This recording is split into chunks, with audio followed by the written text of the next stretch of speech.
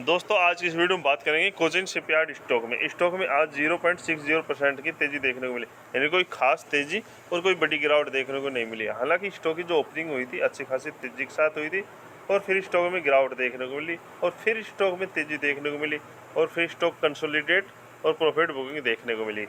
But stock ने अभी तक हमें अच्छा रिटर्न बना के दिया है। इस 6 महीने का चार्ट देखें 212% का, यानी कि अपने निवेशकों को लगभग 212% का रिटर्न बना के दिया है सर। और 1 ईयर की बात करें तो इसने अपने निवेशकों को 631% का रिटर्न बना दिया है। यानी कि यदि एक साल पहले यदि किसी निवेशक ने इस स्टॉक में एंट्री ली होती और यदि 1 लाख रुपए का इन्वेस्टमेंट किया होता, ठीक है, 1 लाख रुपए का इन्वेस्टमेंट किया होता तो उसका पैसा इस कंपनी ने लगभग यानी कि 631% रिटर्न, तो कहीं ना कहीं ये जो कैपिटल के साथ 7 लाख रुपए बना दिए होते। ठीक है, तो डिफेंस सेक्टर का है, ठीक है, गवर्नमेंट PSU शेयर है, गवर्नमेंट का बिल्कुल फोकस है और लगातार स्टॉक को ऑर्डर मिलते जा रहे हैं, तो ये स्टॉक रुकने वाला नहीं है सर। और स्टॉक ने तेज़ी भी अच्छी खासी बना के दी है।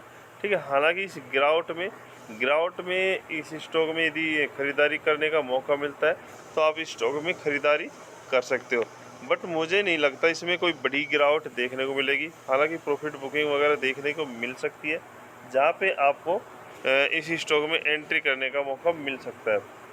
बट जिसके पास भी ये स्टॉक है तो ऐसे लेवल पे यदि प्रॉफिट बुकिंग में नहीं कहूँगा इस स्टॉक में, यदि बिल्कुल शॉर्ट टर्म के लिए है तो स्टॉक में अभी भी स्टॉक है लगभग ये जो रेंज है ना 2200-2300 के लगभग, यहाँ पे स्टॉक अभी मूवमेंट कर रहा है। तो जब 2500 रुपये को क्रॉस करेगा ना सर, 2500 रुपये को जैसे क्रॉस करेगा तो वहाँ पे जाके हम प्रॉफिट बुकिंग कर सकते हैं। बट स्टॉक के टारगेट 4000 रुपये तक ये स्टॉक आसानी से जाने की क्षमता रखता है सर, और स्टॉक जाएगा। ठीक है, 2024 ही ना सही, बट अगले साल ये स्टॉक आपको कभी भी 4000 रुपये का टारगेट दिखा सकता है सर। जो इस साल के टारगेट है वो आपको निकल के आएंगे। यदि 2024 का टारगेट देखें तो हमारा 2800 रुपये से तक टारगेट, 2800 3000 के टारगेट देखने को मिल सकते हैं सर। बट लॉन्ग टर्म के लिए ये स्टॉक बेस्ट है, क्योंकि यदि कंपनी के फंडामेंटल वगैरह देखें तो स्टॉक में दम है सर। और आप टेलीग्राम ज्वाइन कर सकते हैं, जिसकी लिंक वीडियो की डिस्क्रिप्शन दी गई। वहाँ पे बेस्ट स्टॉक ऐसे ही दिए जाते हैं जहाँ पे प्रॉफिट हो। ठीक है, शॉर्ट टर्म के लिए भी स्टॉक दिए जाते हैं सर। स्टॉक का जो इस कंपनी का जो मार्केट कैप है वो लगभग 56,385 करोड़ है। ठीक है सर, और यहाँ पे स्टॉक भी है, जो स्टॉक भी यहाँ पे 69-70 के आसपास है। इंटरेंशियल वैल्यू 523, कंपनी के ऊपर डेप्ट 489 करोड़ का, बट कंपनी के लगभग 4900 करोड़ के लगभग कंपनी के पास रिजर्व है सर। और साथ में टोटल एसेट भी है लगभग 11,880 करोड़ के।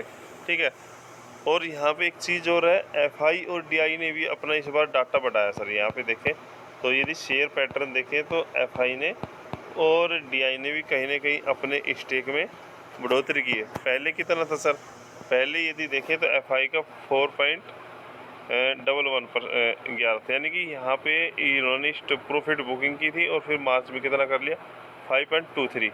इसी तरह DI का भी यहाँ से थोड़ा इन्होंने घटाया, ठीक है, 2.20% और उसके बाद फिर बढ़ा लिया 2.45%।